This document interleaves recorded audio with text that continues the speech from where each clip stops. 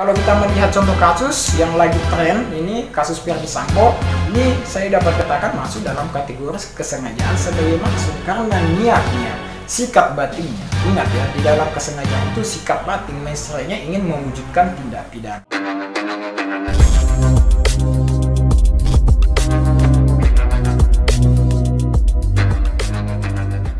Assalamualaikum warahmatullahi wabarakatuh. Salam sobat pidana, beli udang masak di kuali. Selamat datang di channel Anca Makawati.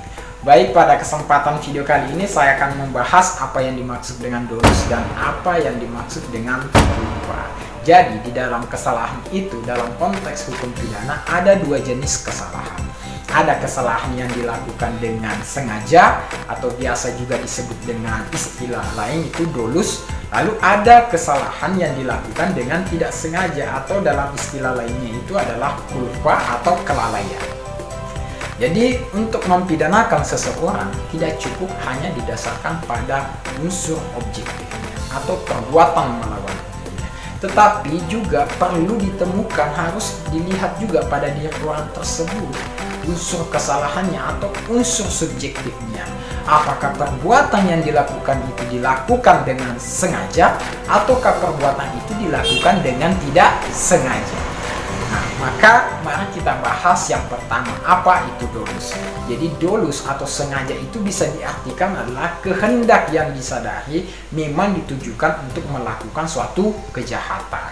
Jadi ketika seseorang mewujudkan tindak pidana, orang tersebut memang memiliki kesadaran dan kesadarannya itu bisa dilihat dari tujuannya untuk melakukan tindak pidana.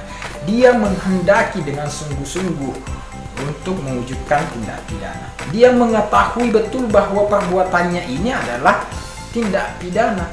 Jadi orang yang melakukan tindak pidana dengan sengaja jauh lebih berat hukumannya dibandingkan dengan orang yang melakukan tindak pidana dengan tidak sengaja.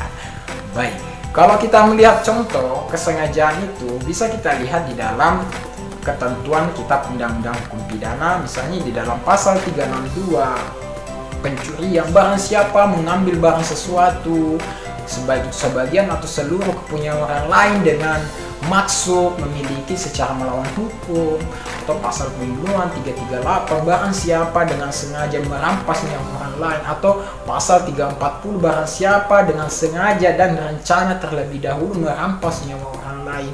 Nah, inilah ciri-ciri norma yang jenis tindak pidananya dilakukan dengan sengaja.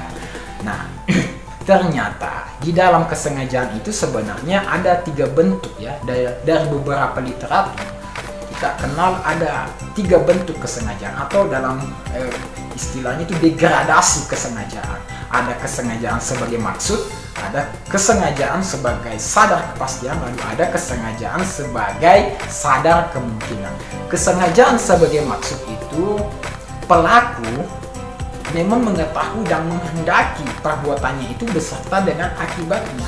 Kalau kita lihat ada pembunuhan biasa, ada pembunuhan terencana, maka kesengaja sebagai maksud ini masuk dalam kategori yang direncanakan. Kalau kita melihat contoh kasus yang lagi tren, ini kasus Verdi Sambo, ini saya dapat katakan masuk dalam kategori kesengajaan sebagai maksud karena niatnya, sikap batinnya. Ingat ya, di dalam kesengajaan itu sikap batin misalnya ingin mewujudkan tindak pidana. Jadi niatnya memang ingin membunuh si Brigadir J, lalu kemudian sudah direncanakan terlebih dahulu, bahkan sudah dipersiapkan bagaimana melancarkan aksi agar Brigadir J bisa dibunuh, lalu membuat skenario atau sebuah karangan agar dapat terhindar dari pertanggungjawaban hukum pidana. Dan sampai sekarang kasus ini masih motifnya itu masih menjadi teka-teki, masih buram di tengah-tengah publik. Ya, semoga kasus ini bisa diselesaikan secara tuntas, secara transparansi, secara akuntabel. Oke. Kemudian kesengajaan sebagai sadar kepastian. Kesengajaan sebagai sadar kepastian itu jadi misalnya begini ya, memang ini bisa dikatakan seperti ingin membunuh atau ingin mencelakai seseorang, tapi tidak direncanakan terlebih dahulu, tapi dia menyadari bahwa ketika saya melakukannya bisa saja mengakibatkan kematian atau bisa saja membunuh orang itu. Misalnya seketika saya ingin mencelakai si B, saya jalan tiba-tiba bertemu di hadapan jalan, kebetulan saya ketemu, saya langsung saja mau hajar. Pas ketemu langsung saya hajar, atau saya melihat sebuah balok kayu lalu saya hantam ke kepalanya, tapi saya tidak merencanakan terlebih dahulu, tetapi karena saya tiba-tiba ketemu dan saya menyadari juga bahwa saya ketika memukulnya pakai balok atau saya pukulkan dengan batu bisa saja mengakibatkan si B ini meninggal dunia. Nah, inilah yang dimaksud dengan kesengajaan dengan sadar kepastian. Lalu kemudian ada kesengajaan sebagai kemungkinan. Kesengajaan sebagai kemungkinan bisa dikatakan begini ya. Contohnya, kalau saya ingin membunuh si B, tapi bukan dengan cara langsung saya mempesankan sebuah makanan, misalnya martabak yang sudah saya isi dengan racun untuk membunuh si B, tetapi saya juga menyadari ketika makanan ini saya kirimkan ke rumah si B, bisa jadi bukan si B saja yang ikut meninggal, tetapi bisa jadi keluarga, orang tua atau saudara dan lain sebagainya bisa saja juga ikut memakan dan meninggal dunia.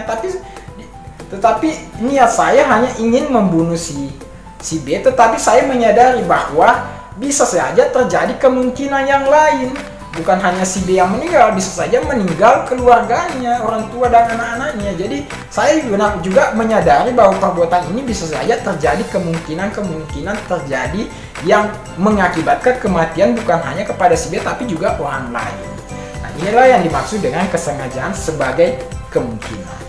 Nah, kemudian kita masuk ke bagian akhir. Apa itu kelalaian atau culpa? Jadi culpa itu bisa diartikan bahwa orang tersebut dalam mewujudkan tindak pidana kurang berhati-hati, kurang melihat ke depan, kurang waspada atau kurang mampu sehingga terjadi akibat yang dilarang. Jadi begini, contohnya misalnya seorang pengendara mengendarai sepeda motor dengan mungkin tidak menggunakan helm, lalu kemudian dia seketika menerabas lampu merah karena melihat mungkin kondisi tidak terlalu ramai, dia terabas, tiba-tiba ada orang yang lewat juga, akhirnya ketabrak, kecelakaan, meninggal orang yang ditabraknya. Maka ini masuk dalam kategori kelalaian atau culpa. Kenapa? Karena sebenarnya niat, sikap batin kelalaian atau culpa ini memang tidak ingin mencelakai orang, tidak ingin menunjukkan tindak pidana, tapi karena kurang mengindahkan aturan akhirnya naas, meninggallah orang yang ditabraknya. Jadi kelalaian ini ada juga sesuatu yang dilanggar tetapi niatnya untuk mencelakai orang itu tidak ada, tetapi karena dia kurang hati-hati, kurang waspada, kurang melihat ke depan, akhirnya dia mencelakai orang, menabrak. Apakah ini dipidana? Ya dipidana juga. Lalu kemudian ternyata di dalam kelalaian itu atau culpa ada juga dua bentuk. Ada kelalaian yang berat, ada yang kelalaian yang ringan, atau ada culpa lata, ada yang culpa lepis. Kalau culpa lata, kelalaian yang berat itu berarti ada sesuatu yang dilanggar, ya. Contohnya tadi pengendara mengendarai motor, tiba-tiba lampu merah dia terabas karena menganggap bahwa agak sepi, tidak ramai, dia terabas, tapi tiba ada juga seketika lewat karena sudah lampu hijau, dia tidak si pengendara ini tetap lewat, akhirnya tabrak, meninggal. Nah, ini ada hal yang dilanggar karena sudah tahu, dia sadar bahwa lampu merah harusnya berhenti, tapi dia juga terabas. Atau contoh lain, misalnya mobilnya lampunya mati, tetapi dipaksakan untuk dikendarai pada malam hari. Dia tahu kalau dia mengendarai mobilnya ini dengan keadaan lampunya mati lalu dipaksakan, bisa saja mengakibatkan kecelakaan atau bisa saja mencelakai orang lain. Jadi ada juga di dalam kesadarannya sebenarnya, bahaya nih kalau saya pakai mobil saya dengan keadaan lampunya mati, saya paksakan, bisa saja saya celakai orang atau bisa saja terjadi kecelakaan lalu lintas. Maka ini masuk dalam kategori culpa lata atau kelalaian yang berat. Ini juga harus dipidana juga. Nah, sedangkan kalau culpa lepis itu kelalaian yang ringan. Jadi kalau jika pada culpa lata itu sebenarnya ada sesuatu yang dilanggar, bisa jadi karena dia lampunya mati, atau karena sebelum mengendarai meminum minuman keras lalu dia bawa mobil dengan ugal-ugalan. Jadi ada hal yang dia sadar bahwa ketika saya misalnya kalau minum minuman keras, dia paksakan lagi bawa motor, seharusnya dia tinggal di rumah tidak usah bawa mobil karena dalam keadaan mabuk, tapi dia paksakan, dia terjadi kecelakaan, maka ini masuk dalam culpa yang lata. Nah, sedangkan pada culpa lepis itu tidak ada hal yang dilanggar. Dia sudah betul-betul pelan, hati-hati, tidak ada yang dilanggar, sudah melihat kanan kiri. Tetapi karena ada hal-hal di luar dari jangkauannya, seperti anak yang tiba-tiba, anak kecil umur 1 tahun tiba-tiba karena kurang pengawasan dari orang tua, akhirnya ditabrak meninggal dunia. Jadi ini masuk dalam kategori culpa yang ringan atau culpa lepis, karena dia sudah pelan, kecepatan sesuai maksimum, sudah lengkap, tidak ada hal yang dilanggar, berusaha berhati-hati dan lain sebagainya. Tetapi karena ada hal di luar dari jangkauan dia, akhirnya terjadi tabrakan kepada anak itu meninggal dunia. Tapi ini masuk dalam culpa yang lepis. Yang biasanya kasus begini bisa selesai secara mediasi atau restoratif, atau bisa selesaikan secara kekeluargaan. Jadi perbedaannya sebenarnya di dalam dolus dan culpa ini, sebenarnya jika pada dolus itu niatnya itu, sikap batinnya itu memang ingin mewujudkan tindak pidana. Jadi memang sengaja, maksudnya memang untuk melakukan tindak pidana.